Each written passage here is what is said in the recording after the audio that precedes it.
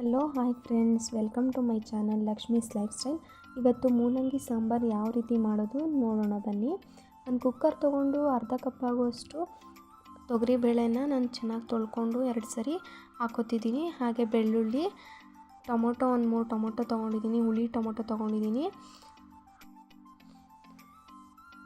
ಹಾಗೆ ಇಲ್ಲಿ 1/4 tea spoon ಆಗೋಷ್ಟು ಜೀರಿಗೆಯನ್ನು ಆ್ಯಡ್ ಮಾಡ್ಕೊತಿದ್ದೀನಿ. ಹಾಗೆ ಅರ್ಧ ಟೀ ಸ್ಪೂನ್ ಆಗುವಷ್ಟು ಅರಿಶಿನ ಹಾಕ್ಕೊಂಡು ಅದು ಟೊಮೊಟೊ ಮತ್ತು ಬೇಳೆ ಮುಳುಗೋ ಅಷ್ಟು ನೀರನ್ನು ಹಾಕ್ಕೊಂಡು ಹಾಗೆ 1 ಟೀ ಸ್ಪೂನ್ ಆಗುವಷ್ಟು ಎಣ್ಣೆನ ಹಾಕ್ಕೊಂಡು ಕುಕ್ಕರ್ ಲಿಡ್ಡನ್ನು ಕ್ಲೋಸ್ ಮಾಡಿ ಸ್ಟವ್ ಆನ್ ಮಾಡಿಕೊಂಡು ಇಲ್ಲಿ ನಾನು 2 ವಿಷಲನ್ನು ಕೂಗಿಸ್ಕೊತೀನಿ.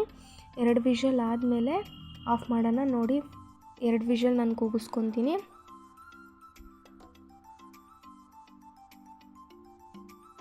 2 ವಿಷಲ್ ಆಯಿತು. ನೆಕ್ಸ್ಟು ಇನ್ನೊಂದು ಕಡೆ ಸ್ಟವ್ ಆನ್ ಮಾಡಿಕೊಂಡು ಒಂದು ತಪ್ಪಲೆನ ಇಟ್ಕೊಂಡು, ಅಂದರೆ ಸಾಂಬಾರು ಯಾವುದ್ರಲ್ಲಿ ಮಾಡ್ಕೊತಿರೋ ಆ ತಪ್ಪಲೆನ ಇಟ್ಕೊಂಡು ನಾವು ಒಂದು 4 ಟೀ ಸ್ಪೂನ್ ಆಗುವಷ್ಟು ಎಣ್ಣೆನ ಹಾಕ್ಕೊತಾ ಇದ್ದೀನಿ. ಹಾಗೆ ಸಾಸಿವೆ, ಕರಿಬೇವಿನ ಸೊಪ್ಪು ಹಾಕ್ಕೊತಿದ್ದೀನಿ. ಹಾಗೆ ಒಂದು ಮೀಡಿಯಮ್ ಸೈಜ್ ಈರುಳ್ಳಿಯನ್ನು ಕಟ್ ಮಾಡಿ ಇಟ್ಕೊಂಡಿದ್ದೆ, ಸೊ ಅದನ್ನು ಆ್ಯಡ್ ಮಾಡ್ಕೊತಿದ್ದೀನಿ.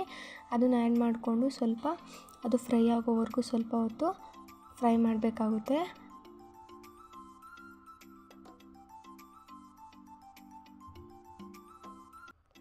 ನೆಕ್ಸ್ಟು ನಾನಿಲ್ಲಿ ಮೂಲಂಗಿಯನ್ನು 1 ಕಪ್ ಆಗೋಷ್ಟು ಮೂಲಂಗಿಯನ್ನು ತೊಗೊಂಡಿದ್ದೀನಿ, ಅಂದರೆ 2 ಮೂಲಂಗಿಯನ್ನು ತೊಗೊಂಡಿದ್ದೀನಿ. ನೋಡ್ತಿರ್ಬೋದು ನೀವು, ಮೇಲ್ಗಡೆ ಸಿಪ್ಪೆ ಎಲ್ಲ ಎರೆದ್ಬಿಟ್ಟು ನಾನು ರೌಂಡ್ ಶೇಪಲ್ಲಿ ಕಟ್ ಮಾಡಿ ಇಟ್ಕೊಂಡಿದ್ದೀನಿ ದೊಡ್ಡದಾಗಿ.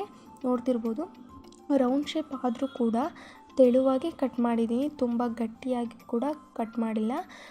ರೌಂಡ್ ಶೇಪಾಗಿ ಕಟ್ ಮಾಡ್ಕೊಳ್ಳಿ, ಚೆನ್ನಾಗಿರುತ್ತೆ. ನೋಡಿ, ಇಲ್ಲಿ ಅರ್ಧ ಟೀ ಸ್ಪೂನ್ ಆಗೋಷ್ಟು ಖಾರದ ಪುಡಿನ ಹಾಕೋತಾ ಇದ್ದೀನಿ. ಹಾಗೆ 2 ಟೀ ಸ್ಪೂನ್ ಆಗೋಷ್ಟು ಸಾಂಬಾರು ಪುಡಿಯನ್ನು ಹಾಕ್ಕೊತಾ ಇದ್ದೀನಿ.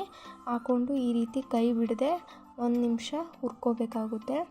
1 ನಿಮಿಷ ಹೀಗೆ ಹುರ್ಕೊಂಡಾದ್ಮೇಲೆ ನಾವು ಈ ಮಸಾಲೆ ಅನ್ನೋದು, ಈ ಮೂಲಂಗಿ ಅನ್ನೋದು ಸ್ವಲ್ಪ ಬೇಯಬೇಕಲ್ವ, ಸೊ ಅದರಿಂದ ನಾನು ಇಲ್ಲಿ 1.5 ಗ್ಲಾಸ್ ಆಗೋಷ್ಟು ನೀರನ್ನು ಸೇರಿಸ್ಕೊತಾ ಇದ್ದೀನಿ. ನೋಡ್ತಿರ್ಬೋದು, ನೋಡಿ, ಇದು ಚೆನ್ನಾಗಿ ಮೂಲಂಗಿ ಅನ್ನೋದು 1/4% ಬೇಯಬೇಕು. ಅಲ್ಲಿವರೆಗೂ ಕೂಡ ಬೇಯಿಸ್ಕೊಳ್ಳೋಣ ನಾವು.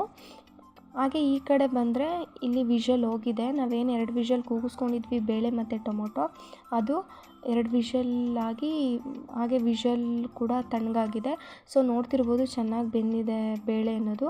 ಸೊ ನಾನಿಲ್ಲೇ ಸ್ಮ್ಯಾಶರಲ್ಲೇನು ಸ್ಮ್ಯಾಶ್ ಮಾಡ್ಕೊತಾ ಇಲ್ಲ, ಯಾಕಂದರೆ ಇಲ್ಲಿ ಸ್ವಲ್ಪ ಬಾಯಿಗೆ ಸಿಗಬೇಕು ಬೇಳೆ ಅನ್ನೋದು, ಆವಾಗಲೇ ಟೇಸ್ಟಿಯಾಗಿರುತ್ತೆ. ಸೊ ನೀವು ಅದರಿಂದ ನೋಡ್ತಾ ಇರ್ಬೋದು, ಈ ರೀತಿ ಸ್ಮ್ಯಾಶ್ ಮಾಡ್ಕೊಳ್ಳಿ. ಈ ರೀತಿ ಸ್ಮ್ಯಾಶ್ ಮಾಡ್ಕೊಂಡಾದಮೇಲೆ, ಅಂದರೆ ಸೌಟಲ್ಲೇ ಕೂಡ ಸ್ಮ್ಯಾಶ್ ಮಾಡ್ಕೊಂಡಿದ್ದೀನಿ ನಾನು. ಸೊ ಅದಾದಮೇಲೆ ಅದನ್ನು ನಾವು ಏನು ಮೂಲಂಗಿ ಬೇಯಿಸ್ಕೊಂಡಿದ್ವಲ್ವ ಅದಕ್ಕೆ ಸೇರಿಸೋಣ. ಅದಕ್ಕೆ ಸೇರಿಸಾದ್ಮೇಲೆ ರುಚಿಗೆ ತಕ್ಕಷ್ಟು ಉಪ್ಪನ್ನು ಸೇರಿಸ್ಕೊಳ್ಳೋಣ. ನೋಡಿ, ನನಗೆ ಇಲ್ಲಿ ಕನ್ಸಿಸ್ಟೆನ್ಸಿ ಕರೆಕ್ಟಾಗಿದೆ. ಸೊ ನಾನು ನೀರು ಸೇರಿಸ್ಕೊತಿಲ್ಲ. ನಿಮಗೇನಾದರೂ ನೀರು ಬೇಕು, ಕನ್ಸಿಸ್ಟೆನ್ಸಿ ಇನ್ನೊಂದು ಸ್ವಲ್ಪ ತೆಳ್ಳಗೆ ಬೇಕು ಅಂತ ಅನ್ನೋದಾದರೆ ನೀವು ನೀರು ಸೇರಿಸ್ಕೋಬೋದು. ನೋಡಿ, ಇಲ್ಲಿ ಲಾಸ್ಟಲ್ಲಿ ನಾನು ಕೊತ್ತಂಬರಿ ಸೊಪ್ಪನ್ನು ಆ್ಯಡ್ ಮಾಡ್ಕೊತಿದ್ದೀನಿ. ನೋಡ್ತಿರ್ಬೋದು, ಚೆನ್ನಾಗಿ ಕುದೀತಿದೆ. ಚೆನ್ನಾಗಿ 2-3 ನಿಮಿಷ ಬೇಯಿಸ್ಕೊಳ್ಳಿ. ಬೇಯಿಸ್ಕೊಂಡಾದಮೇಲೆ ತುಂಬ ಟೇಸ್ಟಿಯಾದ ಮೂಲಂಗಿ ಸಾಂಬಾರು ರೆಡಿ ಆಗುತ್ತೆ. ನಿಮಗೆ ಬೇಕಾದರೆ ಹುಳಿ ಟೊಮೊಟೊ ನೀವು ಯೂಸ್ ಮಾಡಿಲ್ಲ ಅಂದರೆ ಹುಣಸೆಹಣ್ಣು ರಸನ ಆ್ಯಡ್ ಮಾಡ್ಕೋಬೋದು. ನಾನಿಲ್ಲಿ ಹುಳಿ ಟೊಮೊಟೊ ಆ್ಯಡ್ ಮಾಡ್ಕೊಂಡಿರೋದ್ರಿಂದ ಹುಣಸೆಹಣ್ಣು ರಸನ ಆ್ಯಡ್ ಮಾಡಿಲ್ಲ. ತುಂಬ ಟೇಸ್ಟಿಯಾಗುತ್ತೆ.